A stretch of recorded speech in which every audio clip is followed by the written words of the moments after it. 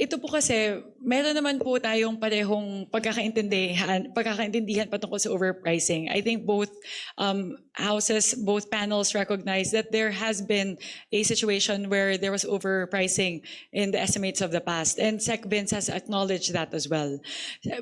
Perhaps the main point of contention is the application of these CMPD reductions. From what I read in the statement of SecVince that Senwin just read now, is that there is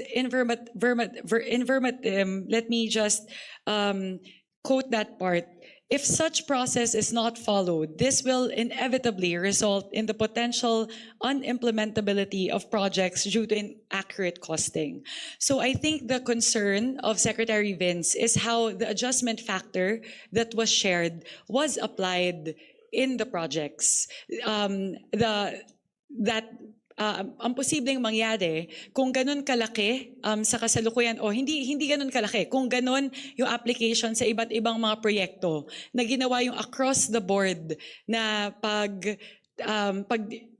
pag-deduct sa ibang mga project na hindi tinitignan isa-isa yung mga proyekto, posibleng hindi ma-implement yung mga proyekto. Ano ang implikasyon na ito? Imbes po na makatipid yung ating gobyerno, imbes po na ang pinupunterya lang natin ay yung parte na overpriced, ang mangyayari po, hindi talaga i-implement yung kabuuan ng proyekto.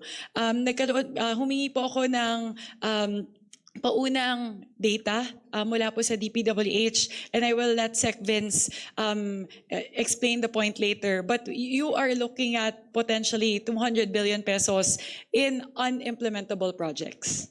400 billion kasi yung affected, 400 billion pesos yung affected projects. As much as 200 billion projects can become unimplementable. So, tignan lang po natin yon mula po sa perspective ng ano po ang tama nito sa ating ekonomiya, gaano po karaming tao ang mawawalan ng trabaho. Siguro po, nagbigay naman po rin ng assurance si Secretary Vince na i-implement po itong reduction sa presyo. Babawasan po talaga yung presyo, pero ang kahilingan lang po ng DPWH ay kung pwede po, bigyan po sila ng pagkakataon na i-apply itong CMPD reduction sa bawat proyekto.